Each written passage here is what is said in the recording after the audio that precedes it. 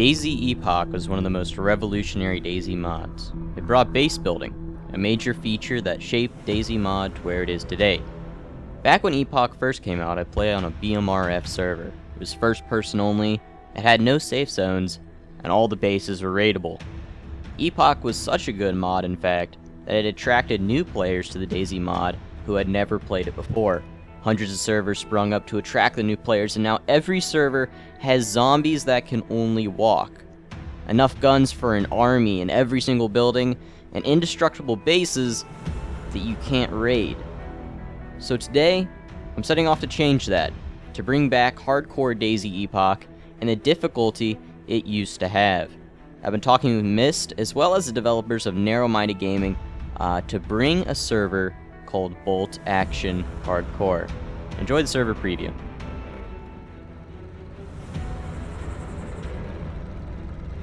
Yo, it's Chicken Bacon, Connor here, and today I'm doing an overview for the very last hardcore DayZ Epoch server. So as it being hardcore, there's no third person, and this is very important to me. The main problem I have with Epoch is the ability that you can build a base and then use that base you've built in order to third person out of it. So something I'm really looking forward to is some old first person Epoch gameplay. Back when it used to be quite a few first person Epoch servers back when I first started playing this mod, and it's quite good. So this is Narrow-Minded Gamers Bolt Action Epoch Hardcore.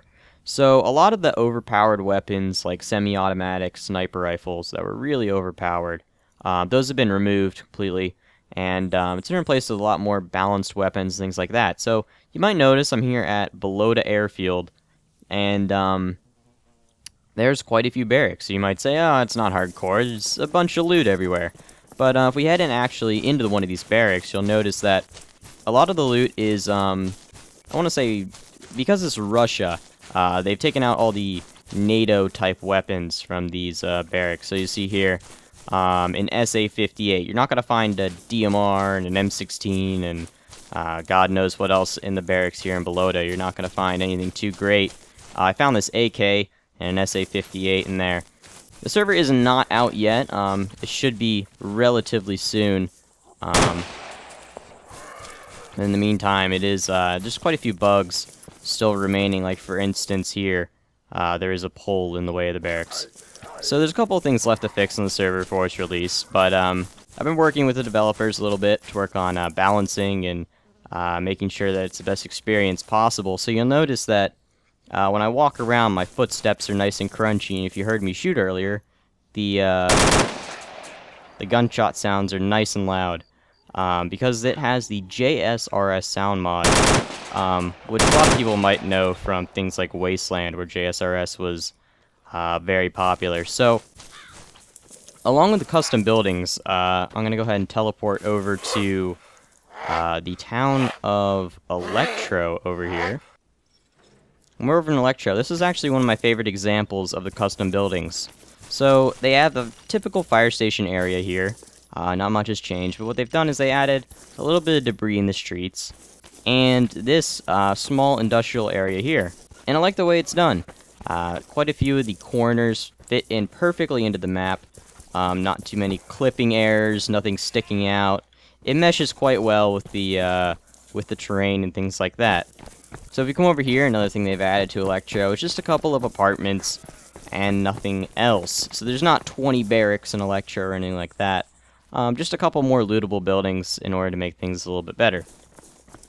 So, on this server, as it is a hardcore server, there's absolutely no safe zones. So if we head up here to a Trader City, notice that the Trader City is not in Starry Sobor. The military tents are back in Starry instead.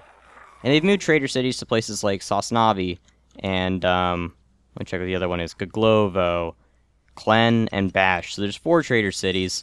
All fully stocked and things like that. So this is the past Sosnavi Trader City, and the idea of the Trader Cities is that they give you a lot of cover while you're trading. So you'll see all these buildings here. So it'd be quite difficult to actually raid this compound if someone else is already trading, as they have plenty of cover, and it'd be a little bit harder to take over. Alright, so another thing you might notice as I was opening my map is that there's a ton of vehicles all around the map. However, each one of these vehicles needs quite a bit of fixing up. Almost all of them spawn full red.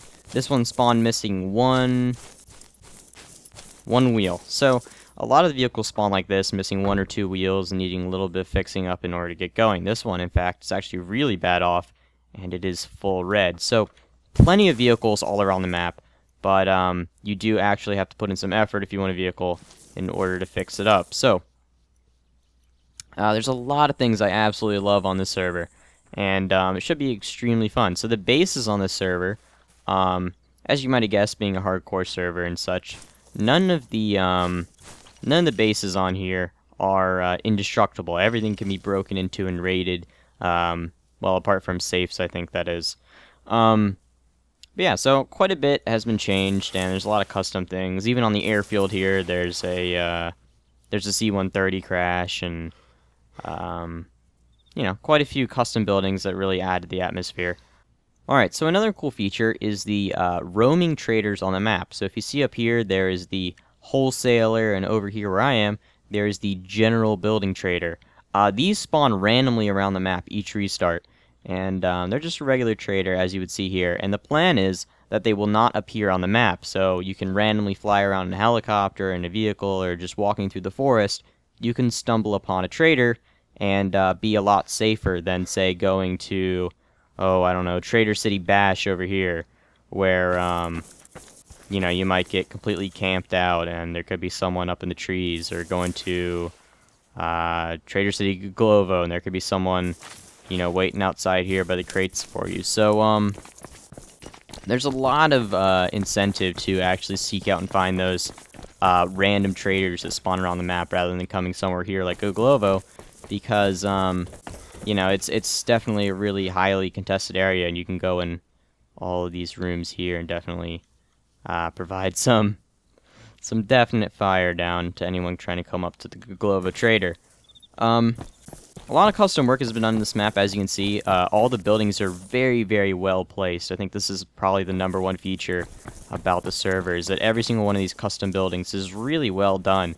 Not really a thing is out of place. Everything is perfectly placed, compared to other maps where, you know, they have buildings tipped over and things of that nature.